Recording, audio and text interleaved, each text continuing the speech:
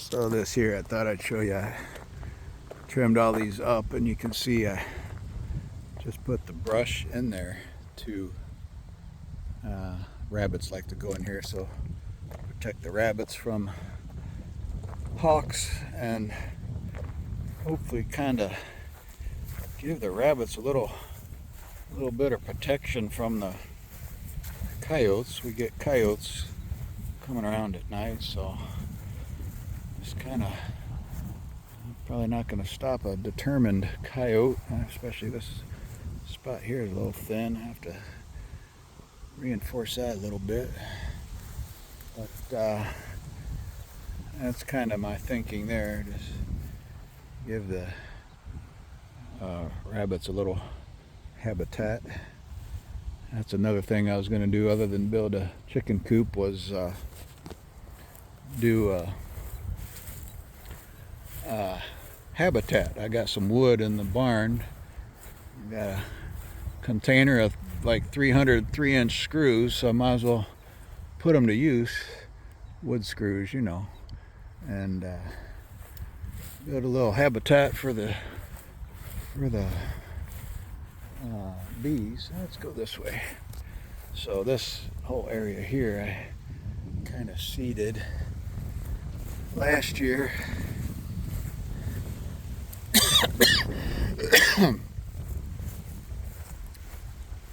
Couldn't get my mower going.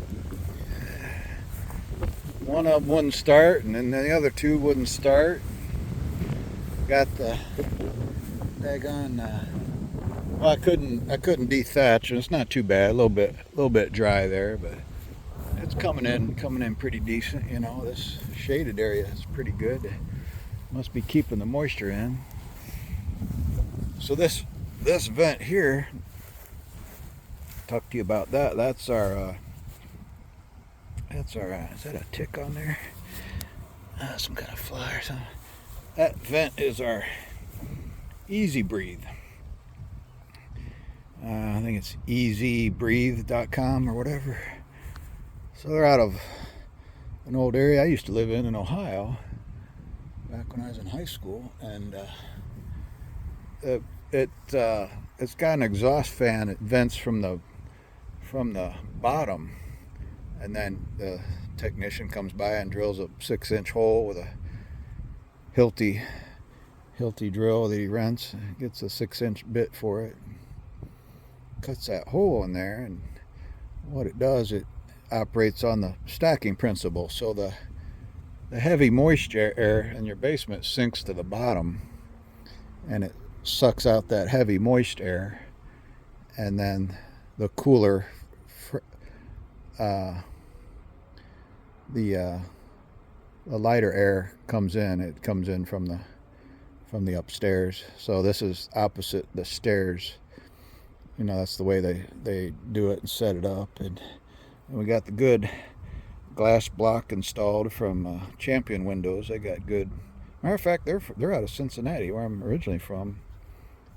So there's Champion glass block for our basement windows, which that's good for the basement window. You don't need to open them anyway, you know. So got that good Easy Breathe. We'll just keep it running 24/7. It's only about $3 or $4 a month on the daggone electric bill, so not bad. And we got the spotlights all around the house. This tree here popped up. We chopped that one down. It fell over. So I'm gonna keep this. Was another Bradford pear there now. Keep that one. So easybreathe.com and Champion Windows. Champion Windows, good, worth looking into. They got their window frame. It's like all one piece, the way it's fused together, you know. And then the windows, they do a little demo with you. They have like a heat lamp, and kind of put your hand up onto a regular glass window pane and put your hand up to, there's a bumblebee. Hi, bumblebee. And put your hand up to the window pane, and a regular window pane, you can feel the heat, you know, coming right through that window, which, you know, not ideal. That's gonna heat up your home when you don't want it in, so it tells you that the window's not very well insulated. And then it's obviously not going to keep the heat in. So, little demo they do when they're doing their sales pitch. I don't know if mom and dad, they'd always find stuff at the county fair, the Elkhart County Fair. They'd go up to that, and they like to get that personal touch, that personal interaction, and customer service, and that's funny because I just learned the other day, I saw that, and that was like the number one thing that customers said they wanted. They wanted that personal attention, that personal relationship, interaction, just kind of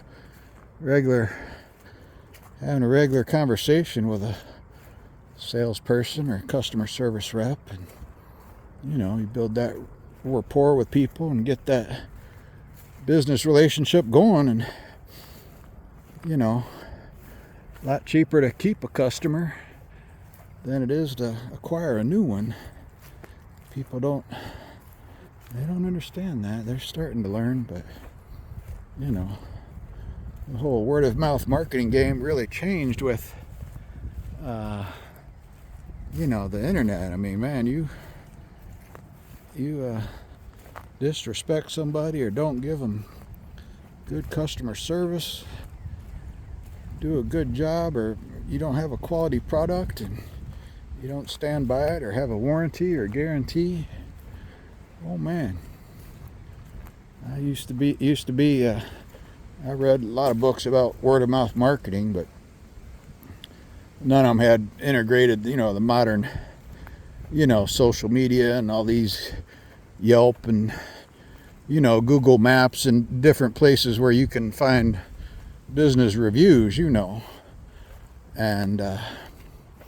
that factor that hadn't been factored into modern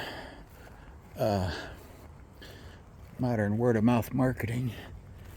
And you can see I got a crap load of poison ivy. I lopped off a lot of the vines, at least the ones I could get, like those ones there. You see that one's separated. I didn't cut that one this year, but I need to cut that small one though. It's just an endless project cutting these poison ivy vines, and I'll get it mowed down here end of May. So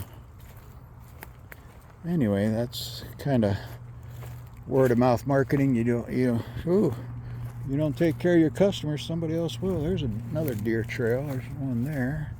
There's one here going that way. That's going to the main road out there. And yeah, you don't take care of your customers, somebody else will. Every business has competition.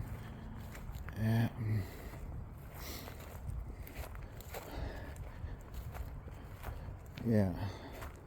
So that's what I did with I was looking for small engine repair, and seen that Mowers and More, the little mom and pop family run business, and they had good reviews, that they did good work and was reasonably priced. And I'm gonna call them for my two older mowers. And I got a daggone snow blower and a wood chipper that needs fixing, and they do a good job on them two mowers, and it's not outrageously expensive. Damn it, I need to trim those. I just trimmed that. It's gonna smack me in the face, ain't it, when I'm mowing? Alright, I'll bring the loppers next time. Next lap around. So, that's just a little small example. I mean, they do a good job on one thing. They're gonna get my business, gonna get more business from me, we take the Exmark to the dealer because that's the brand they deal with, and they're gonna know how to do a good job on it. And yeah, that's that. Back here in the back 40 again. And you can see all this. I got pretty thick moss. Go around here to the other side. It's even thicker over there. I didn't get all the leaves up like I wanted to. You can see that moss is really thick there, really green and bright. I didn't get all the leaves up like I wanted to, but that's okay. They say the butterflies they like live under the leaves, so that's kind of their habitat. I was going to tell you, they say that good to not mow your grass if you're out in the country like this. You've seen some of that thick grass I got. There'd be little bunny rabbits about the size of your fist. You know, them rabbits, they just kind of drop a baby rabbit wherever. But I did see, well, over there where I was just showing you the daggone Easy Breathe vent, you know. There was a little hole there. A rabbit had dug a little hole and put the little baby bunny in there, and I saw some little bunny fur, rabbit fur, and let me get these sticks here. And so I don't know if the coyotes smelled that little baby bunny in there or not. I might have to get me a small game license and sit out there at night and get me some coyotes. I'm not sure I want to be eating coyote meat, but do something with them. So back here to the Mineral Lick and the tire, and that's due north roughly. Farm fields, and neighbor's got farm fields, and he sprays whatever glyphosate you need, a good water filter. There's the two deer trails again. They're heading right to the Mineral Lick. If I mentioned the deer will travel for miles to get minerals. Now you can see it. Look at that. Oh, look at that beautiful thick moss. You know, I don't think she said it to me yet this year. Oh, don't mow back there by the marsh. We want the marsh to, you know. Look at that. Look how thick that is. It's just ridiculous. Not much grows around there because of the deer always coming by every night. And there's another path leading to the other circle, and that's the little bench there. I put that together the day my dad went to the hospital for the last time. He I was putting that together, and I knew it was like you know, mom wanted it for, you know, so they could rest, you know, when they walk out here. And I was putting it together that day, and I was like, well, he's never gonna sit on this, because yeah, I could tell, you know. I was an EMT and stuff, and I knew that was the day. And he's eating dinner that evening. I'm like, yeah, that's the last supper, home cooked meal for him. And sure enough, it was. I had put him on a new medication because he had maxed out the dosage on Seroquel to keep him calm and functional, which actually he was pretty nice on the Seroquel. He still knew my name even though he had dementia. And with dementia, they can get pretty, like, violently irritable, more so than normal for my dad. So and he got constipated on, I forget the medication he was on. I don't know what this yellow stuff is. That might be goldenrod, maybe.